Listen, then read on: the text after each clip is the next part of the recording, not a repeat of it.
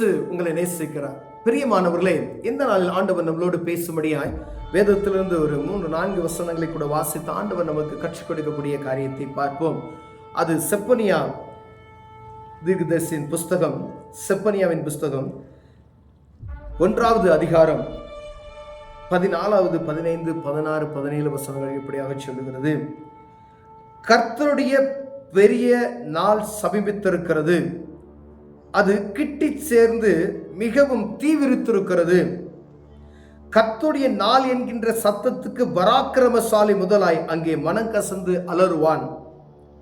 அந்த நாள் உக்கிரகத்தின் நாள், அது இக்கட்டும் இடுக்கமான நாள், அது அழிவும் பால் கடிப்புமான நாள், அது இருளும் அந்தகாரமுமான நாள், அது மப்பும் மந்தாரமுமான நாள், அது அரணிப்பான நகரங்களுக்கும் உயரமான கொத்தளங்களுக்கும் விரோதமாக எக்காலம் ஊதுகிற நாள். மனுஷர் கர்த்தருக்கு விரோதமாய் பாவம் செய்தபடியா அவர்கள் குருடரை போல நடக்கும்படி நான் அவர்களை வருத்தப்படுத்துவேன். அவர்கள் இரத்தம் புழுதியைப் போல சொரியப்படும், அவர்கள் மாம்சம் எருவை போல கிடக்கும். கர்த்தருடைய உக்கிரகத்தின் நாளில் அவர்கள் வெள்ளியும் அவர்கள் பொன்னும் அவர்களை தப்புவிக்க மாட்டாது. அவருடைய எரிச்சலின் அக்கினியினால் தேசமெல்லாம் அழியும், தேசத்தின் குடிகள் எல்லாம் சடுதியாய் நிர்மூலமாவார்கள். பிரியமானவர்களே, கர்த்தருடைய நாள் பெரிதான நாள், அது கிட்டி சேர்கிற நாளாய் இருக்கிறது என்று வேதம் சொல்லுகிறது.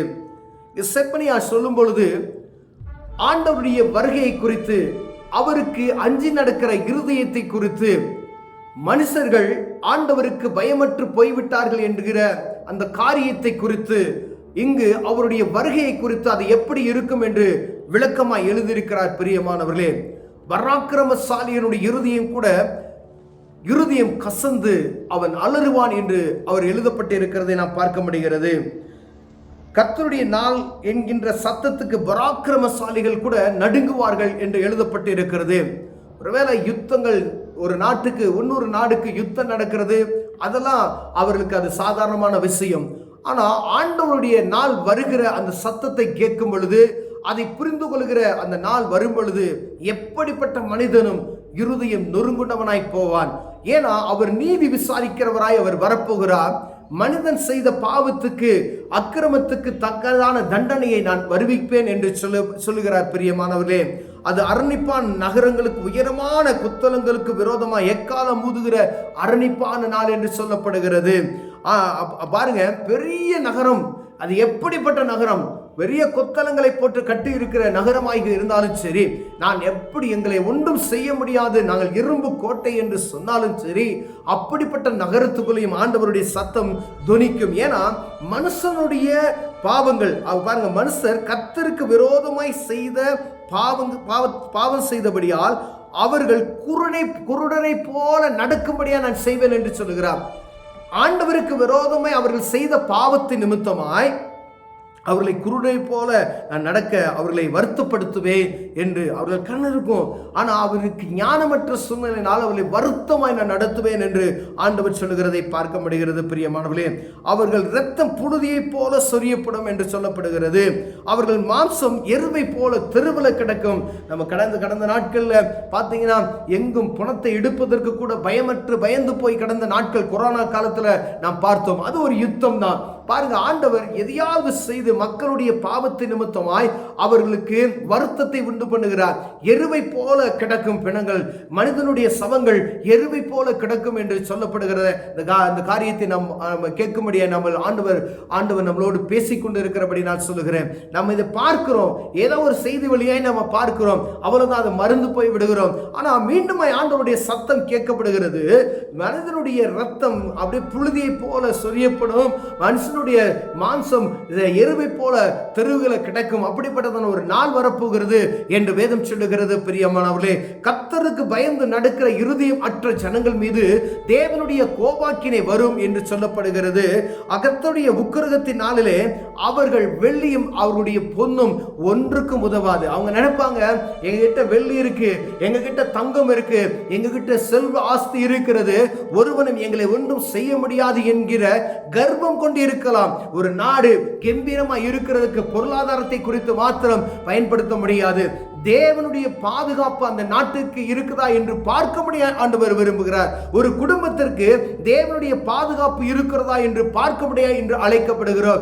இயேசு கிறிஸ்துவின் அன்பு, தேவனுடைய பாதுகாப்பு ஒரு குடும்பத்திற்கு இல்லை என்று சொன்னால் ஒரு மனிதனாலும் அதை காப்பாற்ற முடியாது. பிரியமானவர்களே, நம்மகிட்ட அநேக விதமான பணங்கள், பொருள்கள், சொத்துக்கள், தங்கம், வெள்ளி எப்படி வேணாலும் இருக்கலாம், ஆஸ்தி அந்தஸ்துகள் இருக்கலாம். ஆனால் அதை காட்டிலும் மேலாத ஒன்று நமக்கு தேவைப்படுகிறது என்று அறிந்திருக்கிறோம். பிரியமானவர்களே, அதற்கு மேலாய் ஒன்று நாம் தேவனுடைய இரக்கம், தேவனுடைய அனுக்கிரகம் உண்டாயிருக்கிறதா என்று பார்க்கும்படி அழைக்கிறோம். தேவ பக்தி இல்லாத மனிதனை ஆண்டவர் சொல்லுகிறார், அவர்கள் செய்த பாவத்தின் நிமித்தம் அவர்கள் மேல் நான் கோபத்தை வருவிக்குவேன், அவர்கள் மேல் தண்டனையை நான் வருவிக்குவேன் என்று எழுதி வைக்கப்பட்டு இருக்கிறது. பிரியமானவர்களே, கர்த்தருடைய நாள் வரும் வரும் என்று சொல்லுகிறார்களே, இந்த நாளை குறித்தது என்ன கவலை நமக்கு?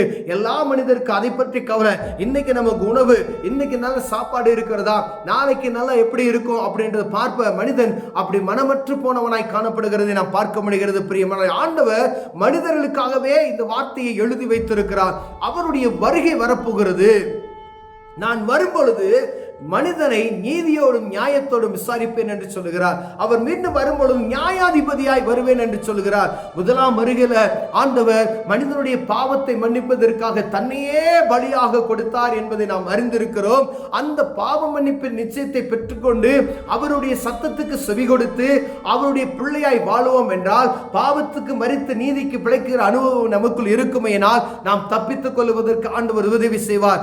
ஏன்னா அவருடைய இரத்தத்தினாலே கழுவப்பட்டு நீதி நடக்க ஆண்டவர் நம்மை பிரித்தெடுத்து விட்டார். ஒருவேளை அவர் வருகையை விட்டுவிட்டு இந்த பாவ மன்னிப்பின் நிச்சயத்தை பெற்றுக்கொள்ளாதபடிக்கு மனம் போன போக்கில் நான் வாழ்ந்து கொண்டு இருப்பேன் என்று நாம் இருதயத்தில் ஆண்டவர் கர்வம் கொண்டு இருப்போமையினால் அந்த நாள் வரும், இக்கட்டான நாள் வரும். அவருடைய நாள் அது கொடுமையான நாள் என்று சொல்லப்படுகிறது. அந்த நாள் உக்கிரகமான நாள் என்று சொல்லப்படுகிறது. அது இக்கட்டும் இடுக்குமான நாள் என்று சொல்லப்படுகிறது. அது அழிவும் பால் கடிப்புமான நாள் சொல்லப்படுகிறது. அது இருளும் அந்தகாரமான நாள் என்று சொல்லப்படுகிறது. அது மப்பும் மந்தாரமான நாள் என்று சொல்லப்படுகிறது. பிரியமானவர்களே, அந்த நாள் நீதியுள்ள நாளாய் எண்ணப்படுகிறது. அவர் நீதியுள்ள நியாயாதிபதியாய் கடந்து வருவார். எப்படிப்பட்ட தேசத்துக்கும் அவர் ராஜாவாய் இருப்பார். அனைத்து உலகத்தில் இருக்கிற அனைத்து மனிதனுக்கும் அவர் நீதியுள்ள நியாயாதிபதியாய் வருவார். நீதிமான்கள், நீங்க நீதி விசாரிக்கிறவர்கள் கைக்கூலிக்கு அவர்கள் மாறிவிட்டு போய்விடலாம். ஒரு நியாயாதிபதி பணத்தை வாங்கி கொண்டு நியாயத்தை புரட்டி விடலாம். வானத்தையும் பூமியும் படைத்த சர்வ வல்லமையில தேவன் மனுஷனை அவருடைய சாயலை உருவாக்கி அவருடைய நாமத்தை பிரஸ்தாபப்படுத்துமை வைத்திருக்கிற ஆண்டவர் அவர் நியாயாதிபதியாய் வரும் பொழுது அவருக்கு விரோதமாய் செய்த மனிதர்கள் மீது நியாய தீர்ப்பை உண்டாக்குவேன் என்று சொல்லுகிறார். பிரியமானவர்களே, அப்ப ஆண்டவருடைய சத்தத்துக்கு செவி கொடுத்து நாம் அவருக்கு பயந்து நடப்போமையானால் தேசமாக இருக்கலாம், குடும்பமாக இருக்கலாம், நாடாக இருக்கலாம், பாதுகாக்க அவர் வல்லமையுள்ளவராக இருக்கிறார். ஒரு குடும்பத்தில் எல்லாம் இருக்கு, ஆனா ஆண்டவருடைய பயமற்று போய் இருப்போமே ஆனால் எல்லாம் இருக்கு, வசதி வாய்ப்புகள் இருக்கிறது, ஒன்றும் இல்லை, எனக்கு வியாபாரம் செழிப்பா இருக்கிறது, கோடி கோடியாய் பணம் வைத்திருக்கிறேன், தங்கமும் வெளியும் எனக்கு நிறைவாய் இருக்கிறது, தங்கத்தை வாங்கி நான் சேர்த்து கொண்டே இருக்கிறேன் என்று சொன்னால் இங்கே சொல்லப்படுகிறது, கர்த்தருடைய உக்கிரகத்தின் நாளிலே அவர்கள் வெள்ளியும் அவர்கள் பொன்னும் அவர்களை தப்புவிக்க மாட்டாது. அவருடைய எரிச்சலின் அக்கினியினால் தேசமெல்லாம் அழியும், தேசத்தின் குடிகள் எல்லாம் சடுதியாய் நிர்மூலமாவார்கள் என்று வேதம் சொல்லுகிறது. பிரியமானவர்களே, தங்கமும் வெளியும் ஒரு நாளும் உங்களை பாதுகாக்க முடியாது என்று ஆண்டவர் சொல்லுகிறார். ஆண்டவருடைய கோபாக்கினை அக்கினி புறப்பட்டு வரும், அது சடுதியாய் நாசப்படுத்தும் என்று சொல்லப்படுகிறது. ஒருவேளை ஏதோ எழுதி வைக்கப்பட்டு இருக்கிறது, ஏதோ பயன்படுத்துகிற சூழ்நிலை போல இருக்கிறது என்று அப்படியே அசால்ட்டா நம்ம இருப்போமையினால் அந்த நாள் எப்படி வரும் என்று சொல்லப்பட்டு கீழே எழுதப்பட்டு நம்ம வாசித்தோம். அது குடும்ப கொடுமையான நாளாய் இருக்கும் என்று, அது மப்பும் மந்தாரமான நாளாய் இருக்கும் என்று, அது ஒருவனும் சகித்துக் கொள்ள முடியாத நாளாய் இருக்கும் என்று எழுதப்பட்டு இருக்கிறது. ஏதோ ஒரு தேசத்துல நடக்கிறது, அங்க தேசத்துல அங்கு நடக்குது, இங்கு நாம் அமைதியா இருக்கிறோம் என்று எண்ணிக்கொள்ள முடியாது பிரியமானவர்களே.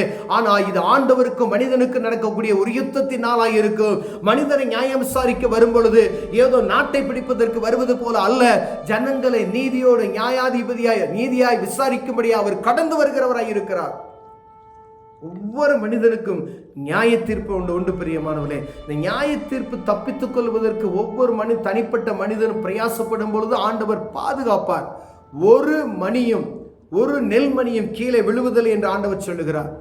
அப்ப எவ்வளவு கவனமா இருக்கணும் பாருங்களேன்.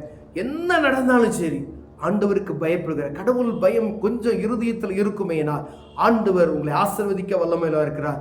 அவருடைய சத்தத்துக்கு செவி கொடுக்கிற இருதயத்தை நம்ம ஆண்டவருக்கு கொடுப்போமேனா அவர் நம்மை பார்க்கிறதுக்கு வல்லமையில இருக்கிறார்.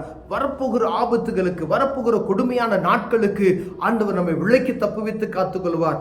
தேசம் அதற்காய் ஆண்டவருக்கு பயப்படணும், ஜனங்கள் அதற்காய் பயப்படும், நாடு அதற்காய் படும், தனிப்பட்ட குடும்பம் அதற்காய் படும், குடும்ப தலைவர்கள் அதற்காய் பயந்து நடுங்குகிறவர்களாய் காணப்படுகணும். தன் குடும்பத்தை எப்படி நடத்தணும் சொல்லி கற்றுக் கொடுக்கிறவர்களாய் இருக்கணும். ஆண்டவர் அந்த ஒவ்வொரு குடும்பத்திலையும் நீதிபதியாய் நியாயாதிபதியாய் கடந்து வர வல்லமையில இருக்கிறார். பிரியமானவர்களே, நம்ம ஆண்டவருக்கு பயந்து நடக்கும் பொழுது ஆண்டவர் நம்மை தப்புவித்து காக்க வல்லமையில இருக்கார். ஒருவேளை நம்ம அதை காக்குவதற்கு, நம்ம அதை நீதியோடு நம்ம நடத்தாதபடிக்கு ஆண்டவருக்கு பயப்படாத இருதயம் கொளுத்தவர்களாய் இருப்போமே ஏனால் ஆண்டவருடைய கோபாக்கினை நாளில் ஆண்டவருக்கு நாம் தப்பித்துக் கொள்ள முடியாது.